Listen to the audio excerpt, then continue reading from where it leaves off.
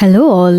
இன்னைக்கு நாம பார்க்க போற டாபிக் நமக்குள்ள நடக்கக்கூடிய ரகசிய போர், நம்மளையே அழிக்கக்கூடிய போர். ரோம சாம்ராஜ்யம் எல்லார் மத்தியிலையும் பேர் போன சாம்ராஜ்யம். அதுல ஒரே ஒருத்தர் மட்டும் மற்ற ரோமானியர்களை விட ரொம்பவே வேகமா வளர்ந்தாரு. அவரோட பேரு தான் மார்க்கஸ் ஆண்டோனியஸ். மார்க் ஆண்டனி அப்படின்னு ஷார்ட்டா சொல்லுவாங்க.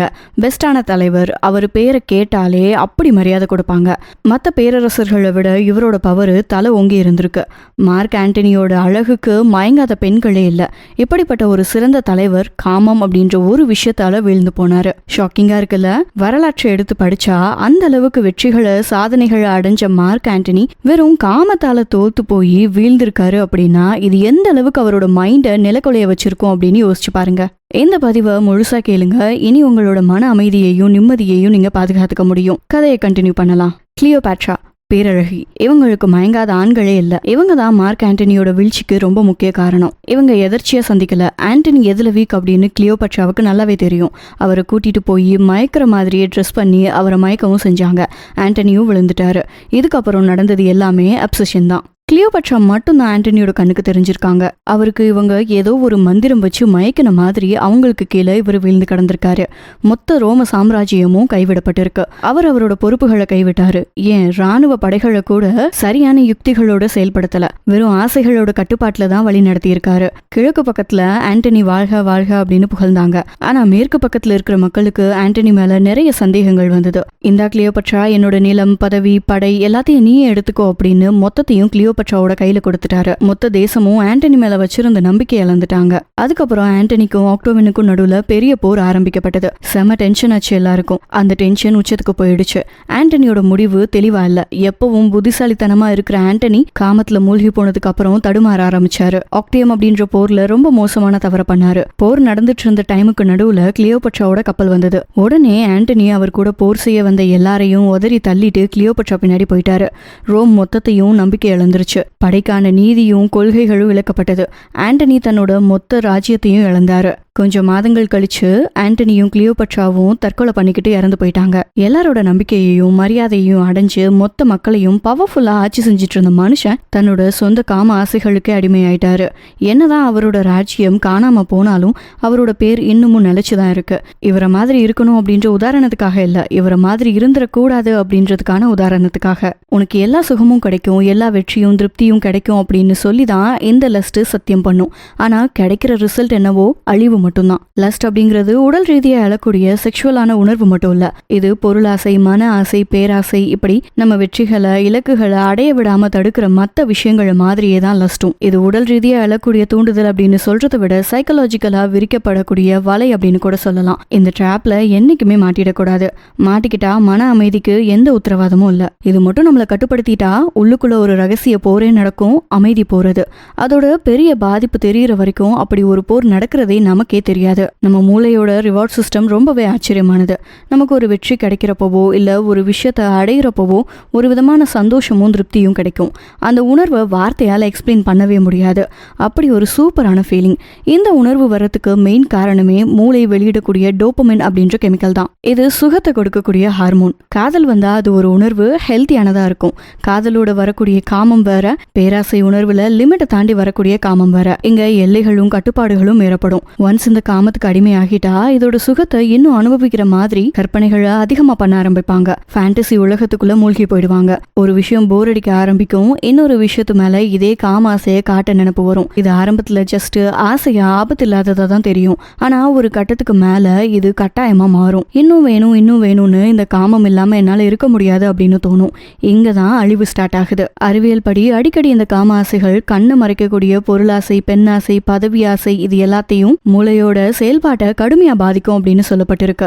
ஆரம்பத்துல, அதாவது முதல் முறையா ஃபீல் பண்ண அதே சுகம் திரும்ப திரும்ப கிடைக்காது. ரெண்டாவது முறை கிடைச்ச அந்த சுகத்தை பார்த்ததும் நம்ம மூளை பழக ஆரம்பிச்சிரும். மறுபடியும் அதே சுகத்தை அடையணும் அப்படின்னா ஆல்ரெடி அடைஞ்சதை விட இன்னும் பெட்டரான விஷயத்தை அடையணும். பெட்டர் பெட்டர் அப்படின்னு தேடி தேடி சோர்ந்து போயிடுவோம். கடைசியா நம்ம கிட்ட இருக்கக்கூடிய விலை மதிப்பில்லாத ஒரு விஷயத்த இந்த காம ஆசை மொத்தமா விழுங்கிடும். அது என்னன்னு தெரியுதா? அதுதான் நம்மளோட மன நிம்மதி. எப்படி இது நம்ம ஜெயிக்கிறது?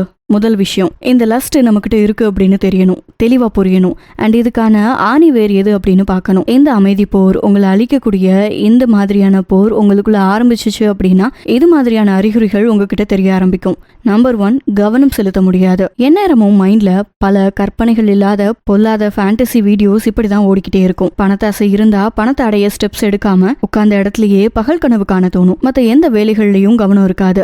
செக்ஷுவலான ஆசை இருந்தா ஆபாச படங்கள் மேல ஈடுபாடு அதிகமா இருக்கும். அது இன்னும் மோசமானது. மொத்தத்துல இது கவனத்தை சிதறடிக்கும். என்னைக்காவது உங்களோட ஃபோக்கஸ் கம்மியாகிட்டே இருக்கு அப்படின்னு தோணுனா எந்த ஆசை உங்களுக்கு அதிகமா இருக்கு அப்படின்னு கவனிங்க. 2வது, உணர்ச்சி ரீதியா சோர்வடைவீங்க. இனி பெரிய அளவுல எந்த உணர்ச்சியும் கிடைக்காது. உண்மையா நேர்மையா கிடைக்கக்கூடிய விஷயங்கள் எல்லாமே போரா தெரிய ஆரம்பிக்கும். ஏன்னா நம்மளோட ஆசைகள் கற்பனைகள் எல்லாமே ரொம்ப ஹெவியா இருக்கும். 3வது, அடிக்ஷன் ஆக ஆரம்பிக்கும். அதுவும் சுழற்சி முறையில. இனிமே இதை நான் பண்ணவே மாட்டேன், இந்த ஆசை எனக்குள்ளே வரவே வராது, இப்படி நெவர் அகைன் அப்படின்ற இந்த சத்தியம் திரும்ப திரும்ப ரிப்பீட் ஆகிட்டே இருக்கும். இனிமே நான் கற்பனை செய்ய மாட்டேன் அப்படின்னு ஸ்ட்ரிக்டா முடிவில் இருக்கிறப்போ சில நாட்களுக்கு அப்புறம் இது தப்பில்லை அப்படின்னு அகைன் கற்பனை செய்ய ஆரம்பிப்போம். இங்க இன்னும் சுகமா இருக்கும். இப்படிதான் அடிக்ஷன் சைக்கிள் உருவாகும். 4வது, நம்ம மேல வச்சிருந்த மொத்த நம்பிக்கையும் இழக்க ஆரம்பிப்போம். ரொம்ப அசிங்கமா இருக்கும். ஏன் இப்படி பேராசை உனக்கு, ஏன் இப்படி கேவலமா ஆசை வருது, இப்படி தாமாலேயே தனக்கு கோபம் வரும். நம்மளோட செல்ஃப் வர்த்தையே கொஞ்சம் கொஞ்சமா இழந்துருவோம். 5வது, சுத்தி இருக்கிற உறவுகள் எல்லாமே அழிய ஆரம்பிக்கும். ரகசியமா நிறைய தவறுகள் செய்ய ஆரம்பிப்பீங்க. நிறைய துரோகங்கள், ஏமாத்து வேலை, இது எல்லாமே பண்ண ஆரம்பிப்பீங்க. இத்தனை காலம் சேர்த்து வச்ச நம்பிக்கைய மொத்தமா இழக்க ஆரம்பிப்பீங்க. இப்படிதான் இந்த காமப்போர் நமக்குள்ள நடக்கும். அதுவும் ரொம்ப அமைதியா பொறுமையா நம்மள பலவீனமாக்கி நமக்கே தெரியாத அளவுக்கு நம்ம சுய கட்டுப்பாட்டை இழக்க வச்சிரும். இந்த போர் ரொம்ப ஆபத்தானது. சரி, இந்த லஸ்டோட ஆணிவேர் தான் என்ன? நம்ம ஆசைப்பட்டது நடக்கலையே அப்படிங்கிற விரக்தியும் மன அழுத்தமும் தான் இதுக்கு மெயின் காரணம். பொதுவா நம்ம சின்ன குழந்தையா இருக்கிறப்போ கேட்டதெல்லாம் ஈஸியா கிடைக்கும். நம்மள எல்லாரும் கொஞ்சுவாங்க. அது மேபி நமக்கே மறந்து போயிருக்கலாம். ஆனா அது நம்ம ஆழ் மனசுல நல்லாவே பதிஞ்சிருக்கும். அதனாலதான் இப்பவுமே எக்ஸ்பெக்ட் பண்றோம். அப்படி பார்க்க போனா நான் கேட்டதெல்லாம் என்னோட அம்மா அப்பா எனக்கு வாங்கி தரலையே அப்படின்னு நீங்க குவெஸ்டின் கேட்கலாம் தான். மனுஷனோட அடிப்படை தேவைகள் 4 தான். 1, உணவு தண்ணி. 2வது, தங்க ஒரு பாதுகாப்பான இடம். 3வது, போட்டுக்க ஒரு ட்ரெஸ். 4வது, கூட இருக்கிறதுக்கு ஒரு நல்ல உறவு. இதுல 4வதா சொன்னேன்ல, அந்த உறவு இது 100% அவசியம் அப்படின்னு சொல்லிட முடியாது. ஜஸ்ட் ஒரு 5% தான் தேவை. அதே மாதிரி ட்ரெஸ்ஸும் ஒரு 80% தேவைதான். தங்குற இடமும் 50-50. ஆனா இந்த சாப்பாடு தண்ணி இது எல்லாமே ரொம்ப ரொம்ப அவசியம். சின்ன வயசுல நம்மளோட உணவு வெறும் பால் மட்டும்தான். தாய்ப்பால் இல்லைன்னா ஃபார்முலா பால். இது உணவும் கூட தண்ணியும் கூட, ரெண்டுமே கலந்தது. நமக்கு எப்பெல்லாம் பசிக்குதோ அப்பெல்லாம் இந்த உணவு கிடைச்சிருக்கும். அட்லீஸ்ட் ஒரு நாளைக்கு ஒரு தடவையாவது கிடைச்சிருக்கும்.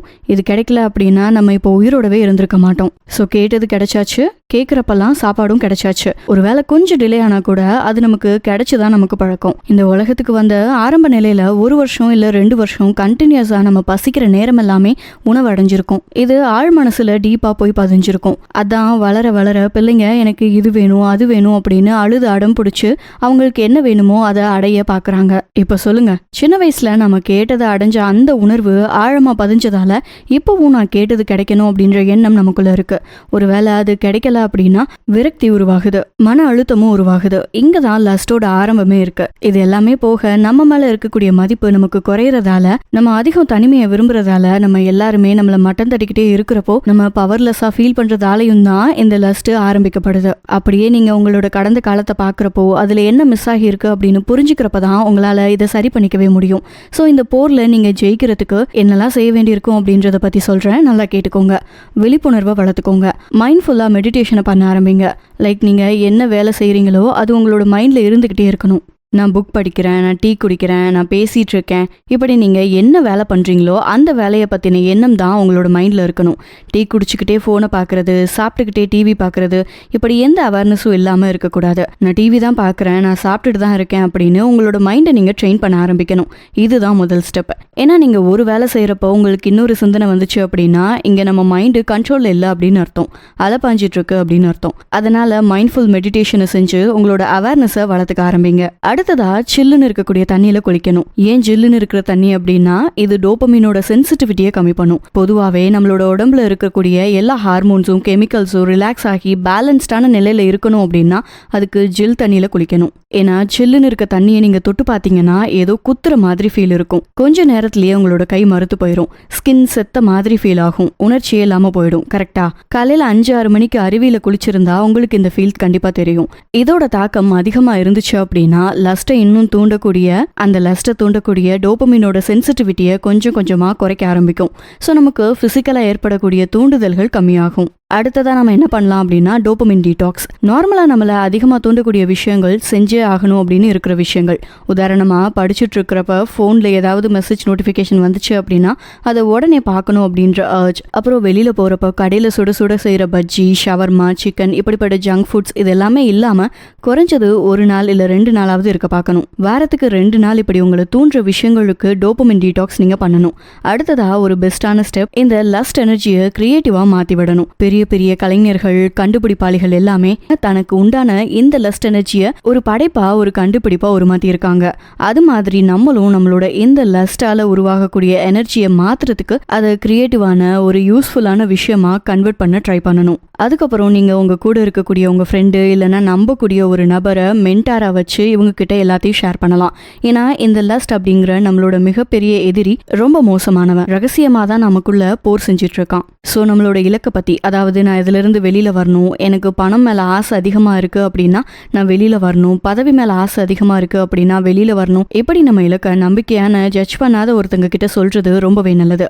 அடிக்கடி எக்ஸசைஸ் பண்ணிட்டே இருக்கிறது, கொஞ்சம் டிசிப்ளினோட எல்லாத்தையும் ஃபாலோ பண்றது, இது எல்லாமே நம்மளோட ஹார்மோன்ஸை ரெகுலேட் பண்ணும்.